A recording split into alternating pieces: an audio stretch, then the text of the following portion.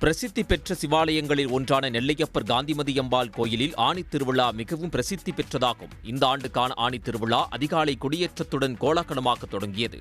இதற்காக அதிகாலை 4 மணிக்கு கோவில் நடை திறக்கப்பட்டு சுவாமி அம்மனுக்கு சிறப்பு பூஜைகள் செய்யப்பட்டன. பின்னர் சுவாமி சன்னதி முன்புள்ள கொடிமரத்தில் வேத மந்திரங்கள், மங்கள வாத்தியங்கள் முழங்க ஆணி திருவிழா கொடியேற்றம் சிறப்பாக நடைபெற்றது.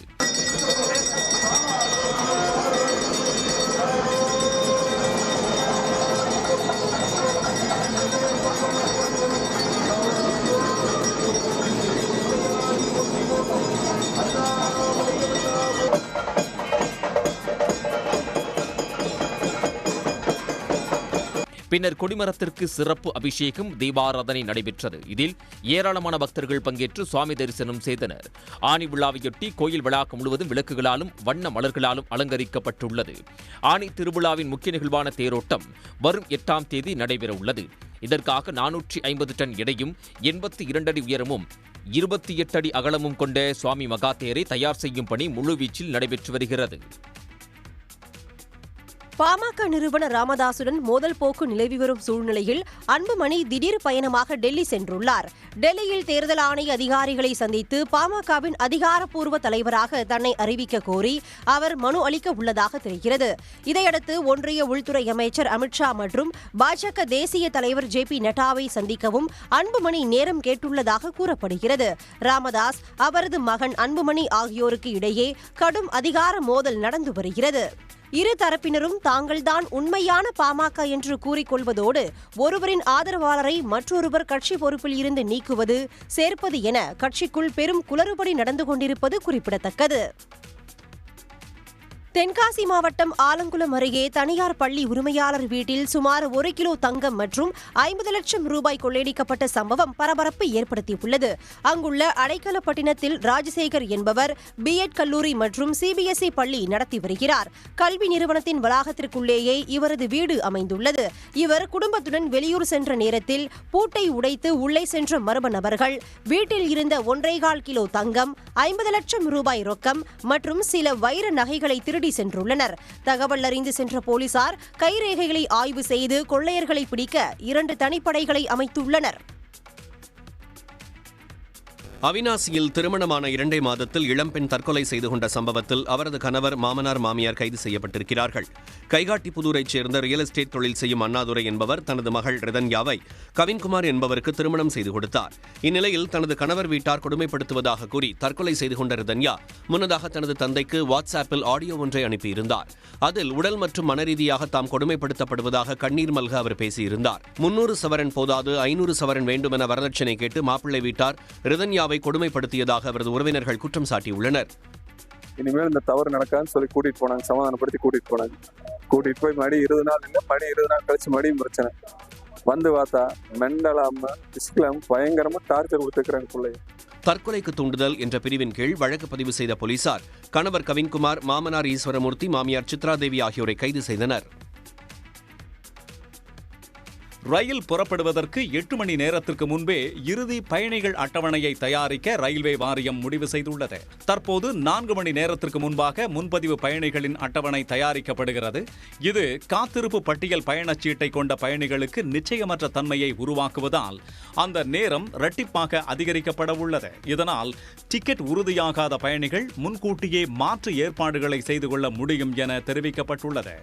மேலும் நிமிடத்திற்கு 1.5 லட்சத்திற்கும் அதிகமான டிக்கெட்டுகளை உருவாக்கும் திறன் கொண்ட புதிய பயணிகள் முன்பதிவு அமைப்பை இந்த ஆண்டு இறுதிக்குள் செயல்பாட்டுக்கு கொண்டுவர ரயில்வே வாரியம் திட்டமிட்டுள்ளது. தட்கல் முன்பதிவுகளுக்கான அங்கீகார வழிமுறையை பொறுத்தவரை ஆதார் அல்லது டிஜி லாக்கரில் உள்ள ஏதேனும் ஒரு அரசு அடையாள அட்டையை பயன்படுத்தலாம் எனவும் தெரிவிக்கப்பட்டுள்ளது.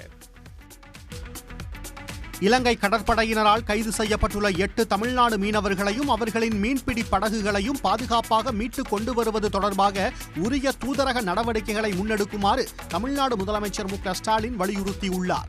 இந்திய வெளியுறவுத்துறை அமைச்சர் ஜெய்சங்கருக்கு அவர் எழுதியுள்ள கடிதத்தில் 8 தமிழ்நாடு மீனவர்கள் மற்றும் அவர்களின் படகை இலங்கை கடற்படை சிறைபிடித்துள்ளதை சுட்டிக்காட்டியுள்ளார். வருடாந்திர மீன்பிடி தடைக்கால முடிவடைந்து மீன்பிடி பருவம் மீண்டும் தொடங்கியுள்ள நிலையில் வாழ்வாதாரம் ஈட்டும் நம்பிக்கையுடன் நமது மீனவர்கள் கடலுக்கு திரும்பியுள்ளதாக முதலமைச்சர் சுட்டிக்காட்டியுள்ளார். அவர்களின் மீன்பிடி பிரச்சினைகளை கையாள்வதில் கட்டுப்பாடு மற்றும் பரஸ்பர புரிதலை உறுதி செய்ய இலங்கை அதிகாரிகளுடன் உரிய தூதரக நடவடிக்கைகளை முன்னெடுக்க வேண்டும் என தமது கடிதத்தில் முதலமைச்சர் மு.க. ஸ்டாலின் சுட்டிக்காட்டியுள்ளார். தஞ்சாவூர் அருகே பெற்றோரை இழந்த பெண்ணுக்கு தமது சொந்த செலவில் திருமணம் செய்து வைத்த பத்திரப்பதிவுத்துறை தலைவர் தினேஷ் பொன்ராஜ் ஆலிவருக்கு பாராட்டுகள் குவிந்து வருகின்றன. தஞ்சாவூர் மாவட்ட ஆட்சியராக அவர் பணியில் இருந்தபோது ரெட்டவயல் கிராமத்தைச் சேர்ந்த பாண்டி மீனா என்ற பெண் நோய்வாய்ப்பட்ட பெற்றோரை இழந்து பரிதவித்தார். மேலும் மன வளர்ச்சி குன்றிய தங்கையுடன் குடிசை வீட்டில் வசித்தவருக்கு வீடு கட்ட உதவிய தினேஷ் பொன்ராஜ் ஆலிவர் தற்போது தந்தை போல் இருந்து பாண்டி மீனாவுக்கு திருமணமும் செய்து வைத்துள்ளார்.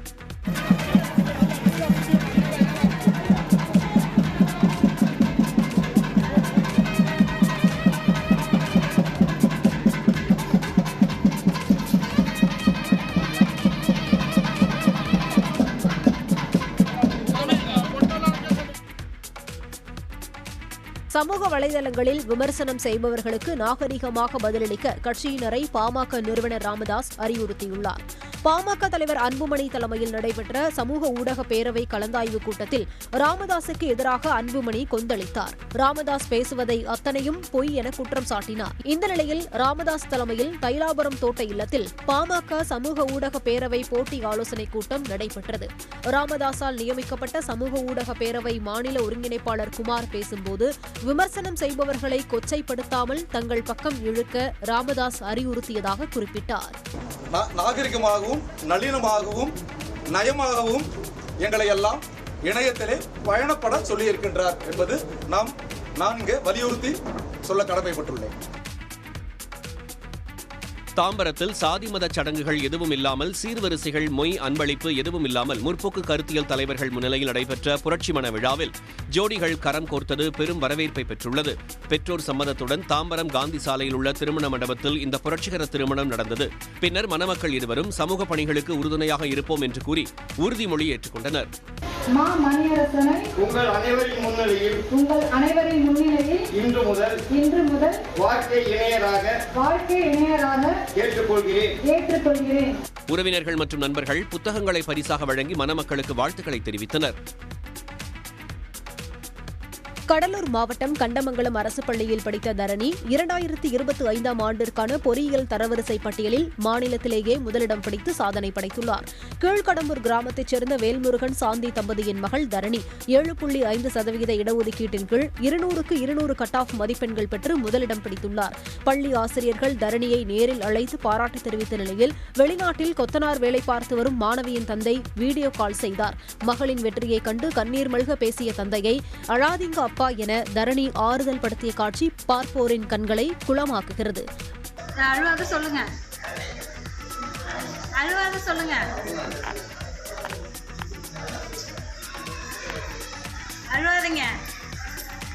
மகளுக்காக வெளிநாட்டில் கஷ்டப்படுவதாக கூறிய தந்தையை கண்டு உங்களுக்காக நன்றாக படிப்பதாக தரணி கூறியுள்ளார். மேலும் அரசின் புதுமை பெண் திட்டம் தனக்கு பெருமளவில் ஊக்கத்தை ஏற்படுத்தியதாக கூறிய அவர் தனது ஆசிரியர்களுக்கும் பெற்றோருக்கும் நன்றி தெரிவித்தார். பரந்தூர் விமான நிலைய திட்டத்திற்காக கையகப்படுத்தப்படும் நிலங்களுக்கான விலையை நிர்ணயம் செய்து தமிழ்நாடு அரசு அரசாணை வெளியிட்டுள்ளது. அதன்படி 1 ஏக்கர் நிலத்திற்கு 35 லட்சம் ரூபாய் முதல் அதிகபட்சமாக 2.57 கோடி ரூபாய் வரை விலை நிர்ணயம் செய்யப்பட்டுள்ளது. அரசு நிர்ணயித்துள்ள விலையின்படி கையகப்படுத்தப்பட உள்ள நிலத்தின் அளவை பொறுத்து இழப்பீட்டுத் தொகை நிர்ணயிக்கப்படும். பரந்தூர் விமான நிலைய திட்டத்திற்காக கையகப்படுத்த திட்டமிடப்பட்டுள்ள 3331 ஏக்கர் நிலத்திற்கு அரசு நிர்ணயித்துள்ள விலையின்படி இழப்பீடு வழங்கப்படும். சிவகங்கை மாவட்டம் மடப்புரத்தில் போலீஸ் விசாரணைக்கு அழைத்துச் செல்லப்பட்டவர் உயிரிழந்த விவகாரத்தில் வியாபாரிகள் கடைகளை அடைத்து போராட்டத்தில் ஈடுபட்டனர். திருமங்கலத்தைச் சேர்ந்த சிவகாமி என்பவர் குடும்பத்துடன் கடந்த 27ஆம் தேதி மடப்புரம் கோயிலுக்கு காரில் வந்தார். காரை உரிய இடத்தில் நிறுத்துமாறு கோயில் தற்காலிக ஊழியர் அஜித்திடம் சாவியை கொடுத்துள்ளனர். வழிபாடு முடிந்து திரும்பி வந்தபோது காரில் இருந்த 10 சவரன் நகையை காணவில்லை என அதிர்ச்சி தெரிவித்து திருப்புவனம் போலீசில் சிவகாமி புகார் அளித்தார். போலீசார் அஜித்திடம் விசாரித்து விசாரித்த போது அவரை தாக்கியதாகவும் அதனால் அவர் உயிரிழந்ததாகவும் உறவினர்கள் குற்றம் சாட்டியுள்ளனர். இந்த விவகாரத்தில் உரிய விசாரணை நடத்த வலியுறுத்தி கோயில் அருகே உள்ள வியாபாரிகள் கடையடைப்பு போராட்டத்தில் ஈடுபட்டனர்.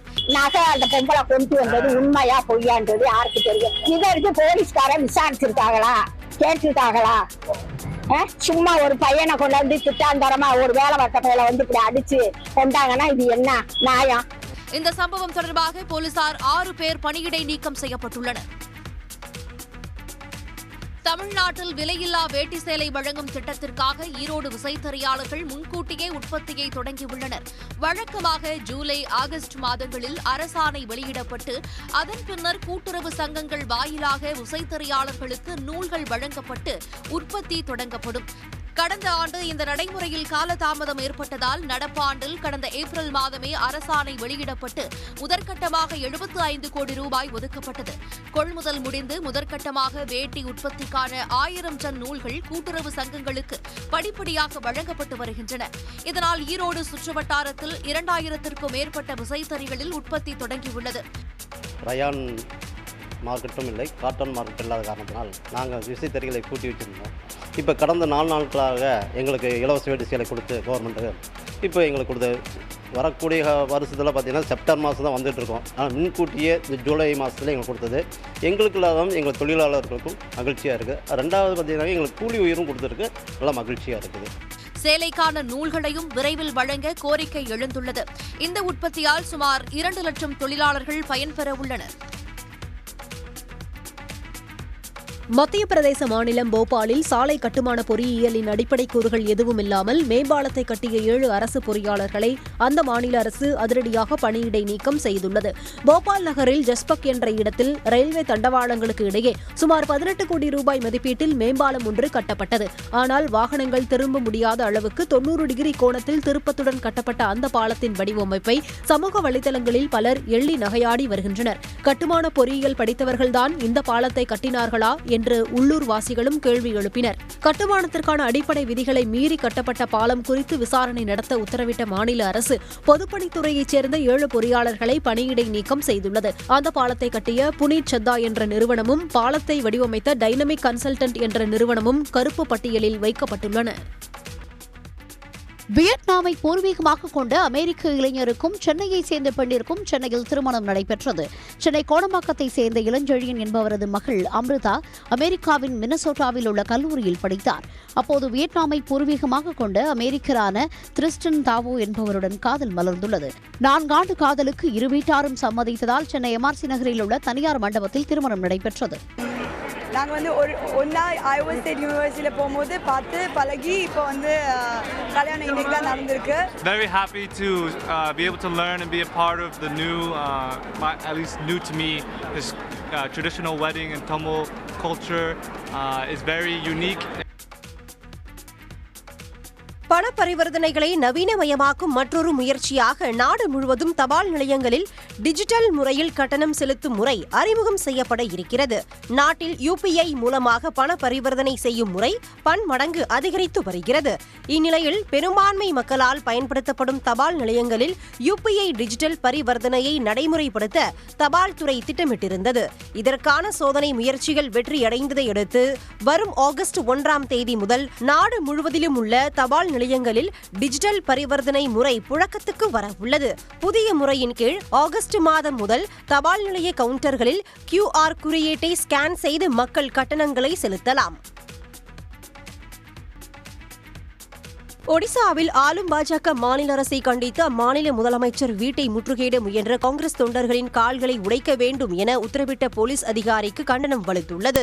புரி ஜெகநாதர் கோயில் ரத யாத்திரையின் போது ஏற்பட்ட கூட்ட நெரிசலில் சிக்கி 3 பேர் உயிரிழந்த நிலையில் நூற்றுக்கணக்கான பக்தர்கள் காயமடைந்தனர். இதை கண்டித்து இளைஞர் காங்கிரஸ் அமைப்பினர் போராட்டங்களில் ஈடுபட்டனர். இதையடுத்து ஒடிசா முதலமைச்சர் மோகன் சரண் மஞ்சியின் வீட்டின் முன்பு ஏராளமான போலீசார் குவிக்கப்பட்டதுடன் தடுப்புகளும் அமைக்கப்பட்டன. அங்கு இருந்த போலீஸ் அதிகாரியான நரசிங்க போல் தடுப்புகளை யாராவது தாண்ட முயன்றால் அவர்களை கைது செய்ய வேண்டாம் என்றும் கால்களை உடையுங்கள் என்றும் போலீசாருக்கு உத்தரவிட்டார். எத்தனை பேரின் கால்களை உடைத்தீர்கள் என்பதை கூறி தன்னிடம் வெகுமதி பெற்றுக் கொள்ளலாம் என்றும் அவர் கூறினார். இந்த காட்சி சமூக வலைதளங்களில் வேகமாக பரவி வருகிறது.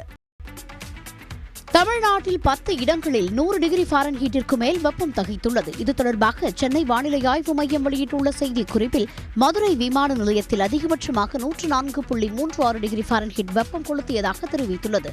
மதுரை நகரத்தில் 103 டிகிரி ஃபாரன்ஹீட் வெப்பம் பதிவாகியுள்ளது. வேலூர் மற்றும் தஞ்சையில் தலா 102 டிகிரி ஃபாரன்ஹீட்டும், சென்னை மீனம்பாக்கம், ஈரோடு, திருத்தணி ஆகிய இடங்களில் தலா 101 டிகிரியும் பதிவாகியுள்ளது. திருச்சி, சென்னை, நுங்கம்பாக்கம், பரங்கிப்பேட்டை ஆகிய இடங்களில் தலா 100 டிகிரி ஃபாரன்ஹீட் வெப்பம் பதிவாகியுள்ளது. தமிழ்நாட்டில் அதிமுக பாஜக கூட்டணி வெற்றி பெறாது என்று மதிமுக பொதுச் செயலாளர் வைகோ தெரிவித்துள்ளார். சென்னை எழும்பூரில் உள்ள மதிமுக தலைமை அலுவலகத்தில் அக்கட்சியின் நிர்வாகக் குழு கூட்டம் நடைபெற்றது. கூட்டத்திற்கு பிறகு செய்தியாளர்களை சந்தித்த வைகோ, அமித்ஷா நினைப்பது தமிழ்நாட்டில் நடக்காது என தெரிவித்தார். மேலும் இந்துத்துவா சக்திகள் தமிழ்நாட்டில் காலூன்றிவிடக் கூடாது என்பதற்காக திமுகவுடன் மதிமுக உடன்பாட்டில் இருப்பதாக வைகோ விளக்கம் அளித்தார். அமித்ஷா சொல்ற மாதிரி நடக்க போறதே இல்லை, அவங்க ஜெயிக்க போறதே இல்லை, பிஜேபியும் ஏடிஎம்கேயும் ஜெயிக்க போறதே இல்லை. ஆகவே இல்லாத ஒன்றுக்கே கற்பனை செய்யணும், அது நடக்க போறது. இந்துத்துவா சக்திகள் தமிழ்நாட்டிலே காலூன்றிவிடக் கூடாது என்பதற்காக, திராவிட இயக்கத்தை பாதுகாப்பதற்காக திராவிட முன்னேற்றக் கழகத்தோடு மறுமலர்ச்சி திராவிட முன்னேற்றக் கழகம் உடன்பாடு கொண்டு கூட்டணியிலே சேர்வது என்று நாங்கள் முடிவெடுத்தோம் உயர்நிலை குழுவிலே. அதையே பொதுக்குழுவும் ஏற்றுக்கொண்டது. திமுக கூட்டணியில் இரட்டை இலக்க தொகுதிகளை மதிமுக கேட்க உள்ளதாக செய்திகள் வெளியான நிலையில் நிர்வாகக் குழு கூட்டத்தில் இரட்டை இலக்கம் என்ற வார்த்தையே வரவில்லை என வைகோ தெளிவுபடுத்தினார். தமிழர்கள் ஓரணியில் திரள வேண்டிய அவசியம் ஏற்பட்டிருப்பதாக திமுக மாணவரணி செயலாளர் ராஜீவ்காந்தி தெரிவித்துள்ளார். அண்ணா அறிவாலயத்தில் செய்தியாளர்களை சந்தித்த ராஜீவ்காந்தி, தமிழர்கள் ஜாதி, மதம் உள்ளிட்டவைகளை கடந்து ஓரணியில் திரள வேண்டும் என்றார். மேலும் தமிழ்நாட்டுடைய மண், மானம், மொழி காக்கும் போராட்டத்திற்காக தமிழர்கள் ஓரணியில் திரள வேண்டும் என முதலமைச்சர் மு.க. ஸ்டாலின் அழைப்பு விடுத்திருப்பதாகவும் தெரிவித்தார். ஓரணியில் திரள வேண்டும் என்கிற ஒரு வரலாற்று சிறப்புமிக்க கடந்த காலத்தில் திராவிட இயக்கம் நீதி கட்சி செய்ததை, தந்தை பெரியார் செய்ததை, பேரறிஞர் அண்ணா செய்ததை, முத்தமிழர் கலைஞர் செய்ததை இன்று எங்கள் முதலமைச்சர் முத்துவேல் கருணாநிதி ஸ்டாலின் அவர்கள் செய்கிறார். கழக தொண்டர்கள் வீடு வீடாக போகிறார்கள். கழக உறுப்பினர் சேர்க்கை என்பது இரண்டாவது. நீங்கள் கழகத்தில் இணையாது என்பது ஒரு ஜனநாயக உரிமை. ஆனால் தமிழர்கள் நாம் ஓரணியில் திரள வேண்டியிருக்கிறது. ஓரணியில் தமிழ்நாடு என்ற திமுகவின் உறுப்பினர் சேர்க்கை திட்டத்தை ஜூலை 1ஆம் தேதி முதலமைச்சர் மு.க. ஸ்டாலின் தொடங்கி வைக்க இருப்பது குறிப்பிடத்தக்கது. சென்னை எழும்பூரில் 17வது வானவில் சுயமரியாதை பேரணி நடைபெற்றது. ராஜரத்னம் மைதானத்தில் தொடங்கி எல்ஜி ரவுண்டானா வரை நடைபெற்ற பேரணியில் ஏராளமான தன்பாலின ஈர்ப்பாளர்கள் மற்றும் சமூக செயற்பாட்டாளர்கள் பங்கேற்றனர். பேரணியில் பங்கேற்ற தன்பாலின ஈர்ப்பாளர்கள் ஆடி பாடி மகிழ்ந்தனர்.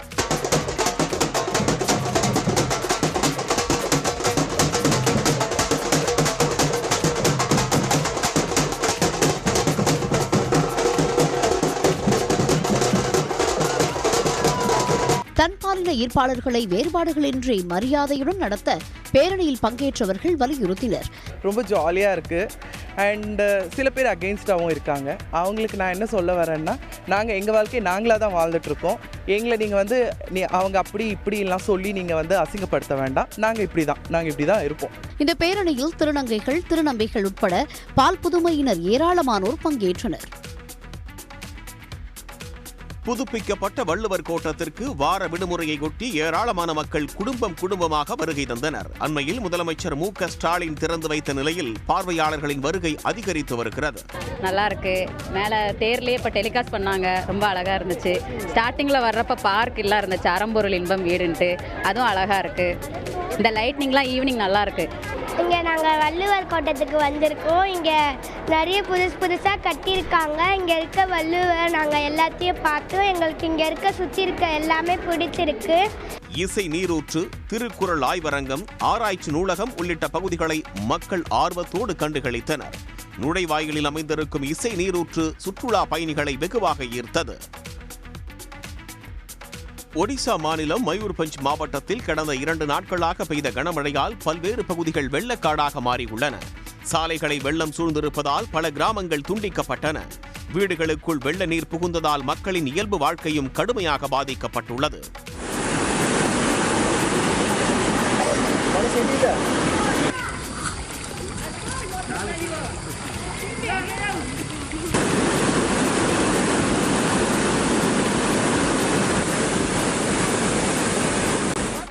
அதேபோல் ஜம்மு காஷ்மீரில் பெய்து வரும் தொடர் மழை காரணமாக முக்கிய அணைகளின் நீர்மட்டம் அதிகரித்து வருகிறது. அந்த வகையில் செனாப் ஆற்றின் குறுக்கே கட்டப்பட்டிருக்கும் சலால் அணையின் நீர்மட்டம் அதிகரித்து வரும் நிலையில் அணையில் இருந்து நீர் வெளியேற்றப்பட்டுள்ளது.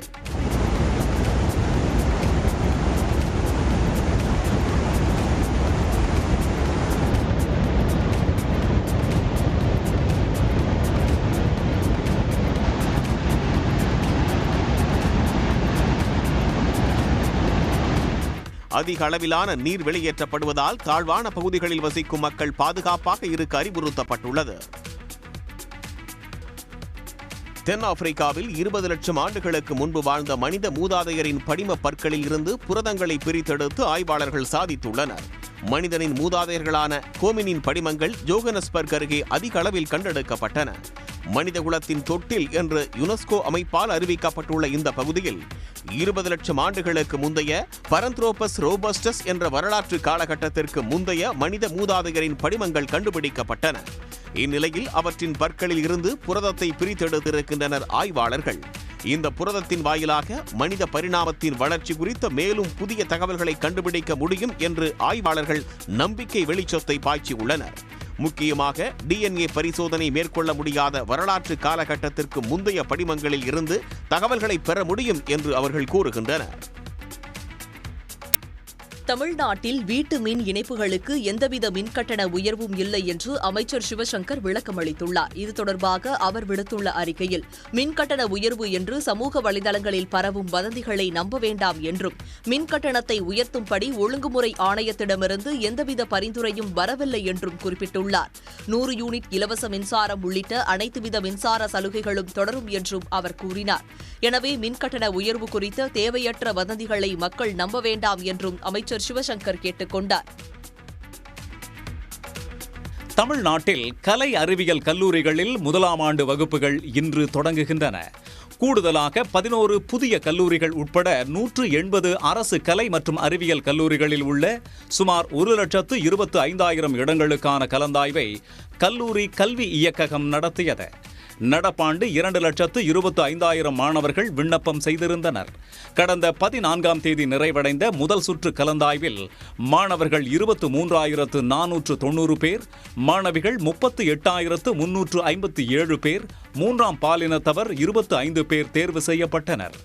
இன்று வகுப்புகள் தொடங்கப்படும் நிலையில் முதல் நாளில் வரவேற்பு நிகழ்ச்சிகளும் அதனைத் தொடர்ந்து ஒரு வார காலம் அறிமுக நிகழ்வுகளும் நடத்த கல்லூரி இயக்குனர் உத்தரவிட்டுள்ளார். திண்டுக்கல் மாவட்டம் ஒட்டன்சத்திரம் காய்கறி சந்தையில் தக்காளி விலை அதிகரித்துள்ளது. சில நாட்களுக்கு முன்பு 14 கிலோ எடை கொண்ட தக்காளி பெட்டி 150 ரூபாய்க்கு விற்பனை செய்யப்பட்ட நிலையில் தற்போது அதன் விலை 350 ரூபாயாக அதிகரித்துள்ளது. 2 மாதத்துல தக்காளி வரவு ரொம்ப கம்மியா இருந்துச்சு. ஆனா இப்போ அதுக்கு இந்த ஒரு வாரத்துல தக்காளி 1-2 வாரம் ஆரம்பிச்சிருச்சு. இன்னைக்கு 350 ரூபாய் பாக்ஸ் வித்தது வித்திருக்குது. இனிமேல் அப்படி தக்காளி கூட இன்னும் விலைவாசி கூடுற மாதிரி வாய்ப்பெல்லாம் இருக்கு. கர்நாடகம் மற்றும் ஆந்திராவில் தக்காளி விளைச்சல் சீசன் முடியும் தருவாயில் உள்ளது. இதனால் அந்த மாநில தக்காளி வியாபாரிகள் இங்கு வந்து கொள்முதல் செய்வார்கள் என்பதால் தேவை அதிகரித்து மேலும் விலை உயர வாய்ப்புள்ளதாக கூறப்படுகிறது. புதுப்பிக்கப்பட்ட வள்ளுவர் கோட்டத்திற்கு வார விடுமுறையை ஒட்டி ஏராளமான மக்கள் குடும்பமாக வருகை தந்தனர். அண்மையில் முதலமைச்சர் மு.க. ஸ்டாலின் திறந்து வைத்த நிலையில் பார்வையாளர்களின் வருகை அதிகரித்து வருகிறது. நல்லா இருக்கு. மேலே தேர்லேயே இப்போ டெலிகாஸ்ட் பண்ணாங்க, ரொம்ப அழகாக இருந்துச்சு. ஸ்டார்டிங்கில் வர்றப்ப பார்க் எல்லாம் இருந்துச்சு, அறம்பொருள் இன்பம் வீடுன்ட்டு, அதுவும் அழகாக இருக்கு. இந்த லைட்னிங்லாம் ஈவினிங் நல்லா இருக்கு. இங்கே நாங்கள் வள்ளுவர் கோட்டத்துக்கு வந்திருக்கோம். இங்கே நிறைய புதுசாக கட்டியிருக்காங்க. இங்கே இருக்க வள்ளுவர் நாங்கள் எல்லாத்தையும் பார்த்தோம். எங்களுக்கு இங்கே சுற்றி இருக்க எல்லாமே பிடிச்சிருக்கு. இசை நீரூற்று, திருக்குறள் ஆய்வரங்கம், ஆராய்ச்சி நூலகம் உள்ளிட்ட பகுதிகளை மக்கள் ஆர்வத்தோடு கண்டுகளித்தனர்.